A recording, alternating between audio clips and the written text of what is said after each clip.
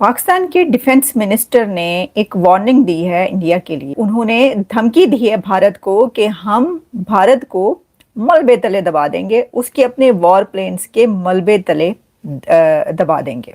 ये उनका कहना था। एक भौंकने वाला होता है काटने वाला, ठीक है। ख्वाजा आसिफ से बोलो कि भाई तू तो भौंकने वाला है, तू तो दूर ही रह, तेरे बस की बात नहीं है। ये अपने खुद के आर्मी चीफ के जूते पॉलिश करता है, ये धमकियां देगा।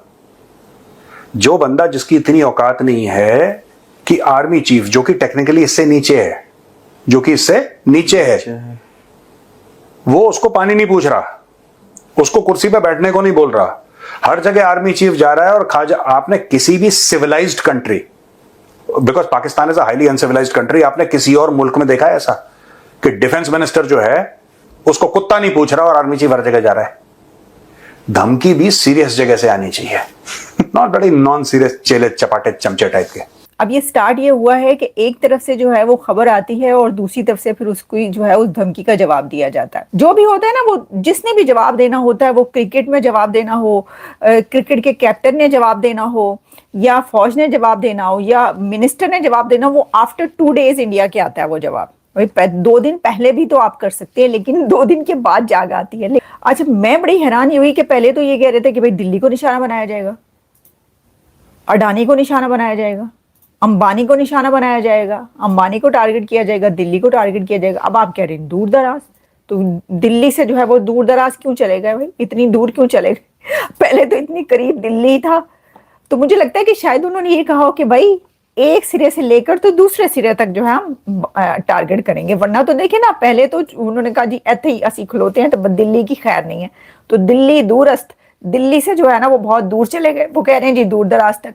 तो उनका कहना था कि जी एक सिरे से लेकर दूसरे सिरे तक हम जो करेंगे वो फिर वो जो है ना वो देखेगा जमाना, वो तो देख ही रहा कि एस्ट्रोलॉजर्स से लेकर और जितने भी एनालिस्ट, जो पॉलिटिकल एनालिस्ट हैं, जब आप वहां तक पहुंचते हैं ना, तो हर कोई ये कह रहा है कि 2026 या 2027 में मार्का तो होना है, एक और मार्का होने ही होना। अब देखें जो है वो बात क्या है, जब आप ये कह रहे हैं ना कि मलबे का ढेर बना देंगे, और आपने कहा जी एक सिरे से लेकर दूसरे सिरे तक कि भाई हमारी तबाही होगी, तो उनकी भी पूरा, उनको, आपकी तो पूरे की पूरी तबाही होनी है, उनका तो आपने पूरा तबाह करने की कोशिश करनी है, फिर भी जो है ना एक आधा हिस्सा ही तबाह होना है, तो आपका तो टोटल जो है उनके एक हिस्से के बराबर है। इसको आप क्या कहेंगे? अच्छा, ये बात वो पहले भी कह चुके हैं, भी मैं आपको बताऊं, ये जरा ध्यान से, जरा भाई साहब जरा ध्यान से देखभाल के जो भी करना है करें, क्योंकि वो कह रहे हैं कि भाई वो जो है वो तो आपका तो उनके एक हिस्से के बराबर तो है। और दूसरा ये कि ऐसा तो नहीं है ना कि उनके पास जबरदस्त किस्म के वेपन्स ना हो, आपके पास हैं तो फिर उनके पास भी हैं।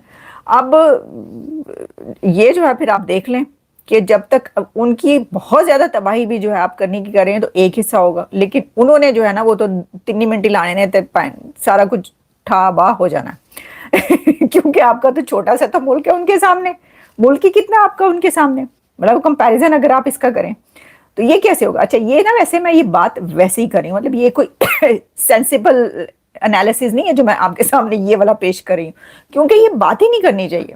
पहली बात तो मैं आपको ही बता दूं, आपको ये करने कौन देगा, ये बताएं, कौन करने देगा आपको? अभी 4 दिन की जंग हुई है, तो उस पर जो है वो कितने कंट्रीज, अमेरिका आगे, अमेरिका ने कहा बंद करो ये जंग, आपको बंद करनी पड़ी। ये तो अब चल रही है, बल्कि काफी जो पाकिस्तान के जो एंकर्स हैं वो ये बोल रहे हैं कि जी जो ये मीटिंग हुई है अभी हुकूमत की या फौज की तरफ से जो भी हुई है वहां पे मीटिंग, जो भी ब्रीफिंग वगैरह हुई है, उसके ऊपर जी वो ये कह रहे हैं कि उसके अंदर उन्होंने कहा कि जी ये जो है ना ये जंग रुकवाई, प्रेसिडेंट ट्रंप ने जंग रुकवाई उनको, और फिर ये कि किसने राब्ता किया, ये भी तो बात है ना कि भाई DJMOs का जो राब्ता हुआ किसने किया, वो तो सबके सामने है, बताया, और उससे इनकार भी नहीं किया पाकिस्तान ने कि हाँ जी राब्ता किया हमने जंग रोकने के लिए।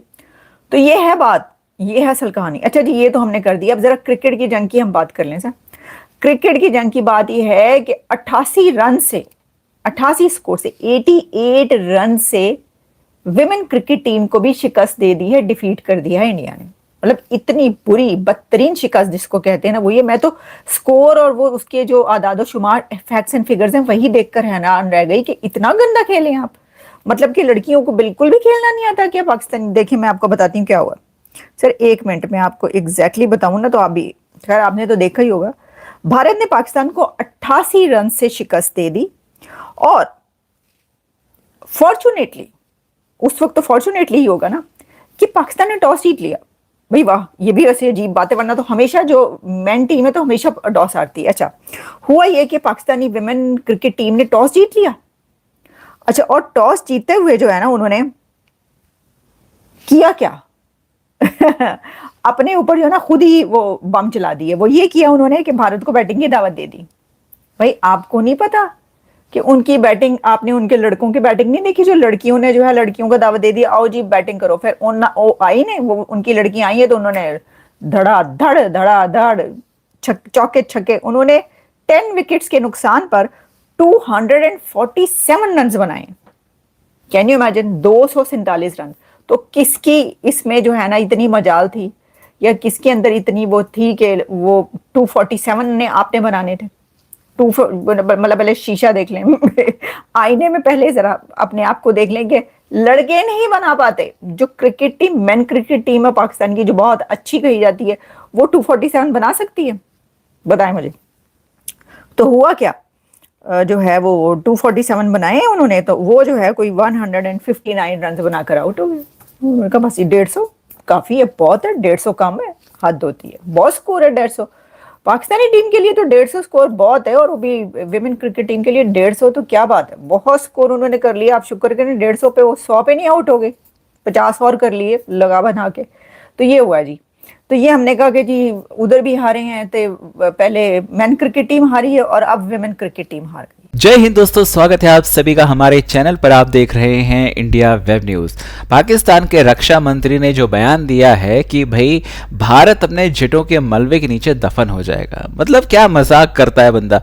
अभी मेजर साहब ने जो कहा ना, बिल्कुल सही कहा कि कुछ लोग भौंकते हैं, कुछ काटते हैं और कुछ चाटते हैं। इनका जो डिफेंस मिनिस्टर है वो चाटता है, जाहिर सी बात है। आलिया शाह ने भी यही कहा कि जो इनका आर्मी चीफ है वो हर जगह जाता, भी आपने देखा अमेरिका पहुंच गया और डोनाल्ड ट्रंप से मिला, और जिसको जाना चाहिए था, डिफेंस मिनिस्टर को कई बार जाना चाहिए विजिट के लिए, भाई ये घर में बैठा हुआ है, भौंक रहा है बैठ के, ठीक है। और भौंक क्या रहा है भाई, चाट रहा है, ये तलवे चाट रहा है आसिम मुनीर के, और कुछ नहीं कर रहा है। पाकिस्तान में बैठकर मीडिया पर ये सिर्फ शोर मचाता है। ये ऐसा इंसान है, अभी आपने पीछे देखा होगा कि जब भारत और पाकिस्तान के बीच में युद्ध चल रहा था, ऑपरेशन सिंदूर हुआ था, तब ये कह रहा था कि हमने भारत के जेट्स गिराए हैं और सबूत कहां हैं। जब पूछा गया सबूत कहां है, तो कहता है सोशल मीडिया पर जाकर देख लो, वहां पे आपको मिल जाएगा।